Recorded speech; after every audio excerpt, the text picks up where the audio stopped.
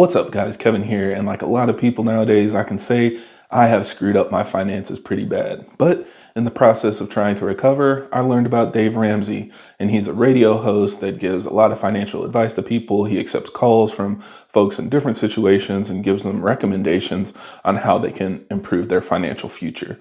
Now, I've seen his videos for a long time, and now that I've kind of recovered and gotten to a point where I'm much better off, I think he misses three key points that when he's highlighting his suggestion for how to get out of debt and set yourself up to be successful, he's not really tackling the root of the problem in some topics. So in this video, I wanted to share with you what those three things are and what you should do in case you want a good whole package for your finances. So let's go ahead and talk about it. So the Dave Ramsey methodology is pretty simple. He recommends what he calls 7 baby steps to get yourself to a point of financial freedom. So the first step is to save an emergency fund. He recommends around $1,000. Then second, you want to pay off all your debt. Then third, you want to grow your emergency fund. So it's about 3 to 6 months of your expenses. The fourth step is invest 15% of your income into a retirement account. Step number 5 is save for your kids' college fund. Step number 6 is pay off your home. And then step number 7 is give like you've never given before. And I think overall, he has the right idea. He's definitely giving good recommendations for people that maybe don't have any financial literacy or aren't really sure where to start. It does give you a nice step-by-step process that you can follow.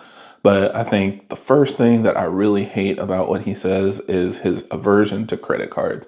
He basically says that there's no need for credit, there's no need for debt, so nobody should be going into debt to do anything. Now, one is, of course, credit cards can cover emergencies as well. That's something that a lot of people use them for.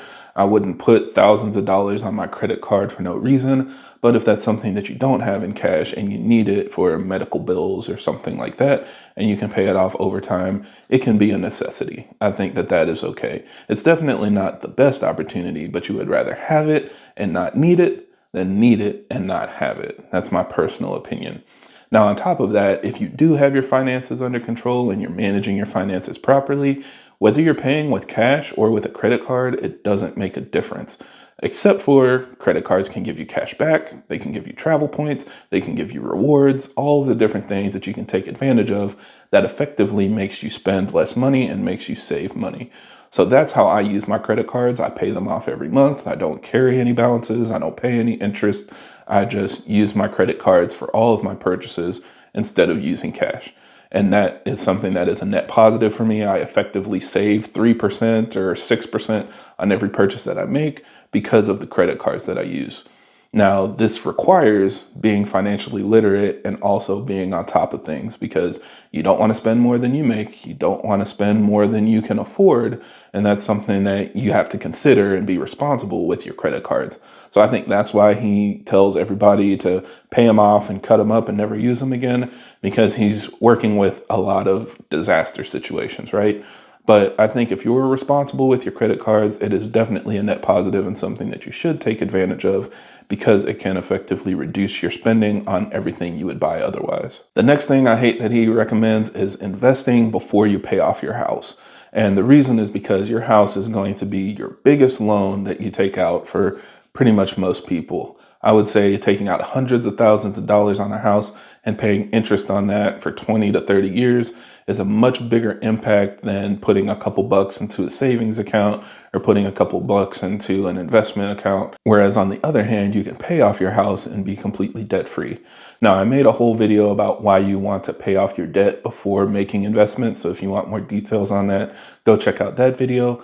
But suffice it to say, in most all scenarios, the interest that you're paying on your debt is typically higher than the interest you would make in an investment. It's very rare for it to be the opposite.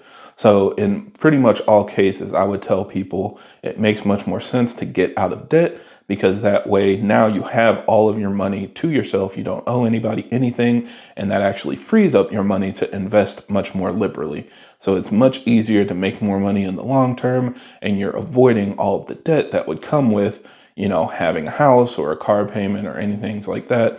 I recommend paying it all off before you do any investments. And then the last thing is saving for a college fund. And in principle, it's not a bad thing, but I would say one, not all students or kids go to college. And two, there are plenty of other things that you can invest in instead of specifically investing in a college account. Of course, in this case, it's also something that he recommends doing before you pay off your home. So that is something that I definitely say is a no-no. But imagine you pay off your house, pay off your cars, all of your loans, and you don't owe any debt. Now, in my opinion, the biggest advantage to financial freedom is that you can do whatever you want with your money. You can invest it, you can invest in people, you can invest in property, whatever you want, but that also means that you can spend on whatever you want. So if your kid wants to go to college, you can pay for it. If your kid wants to go to a trade school, you can pay for that.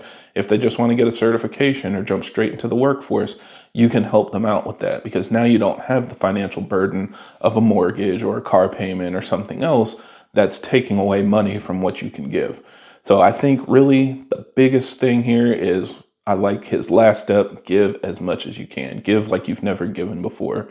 That's the point where we all want to get to. So that way your kids, your family, your friends, you can give them all the opportunities they have available to be the best version of themselves that they can be. And that's what it's all about. So my opinion, focus on paying off your debt. I do follow the snowball method. So start with small debt and then go to larger debt. But the largest debt is going to most likely be your house, so pay that off too. And once you have no debt, it's just going to be so much easier to give that money away, to support the people that you want, invest in whatever you want. The money will be yours to do what you want with it. So hopefully this makes sense. Again, I love you, Dave. I doubt you're going to see this, but I do appreciate what he's doing. I just think there's a couple things, especially for somebody that gets into a position where they're financially responsible enough to try to fix their financial situation. There are some things that you should be aware of that you can do better to put yourself in a better position sooner. So that's all we had for today. Thank you guys for stopping by. Don't forget to like and subscribe, and I will see you on the next one.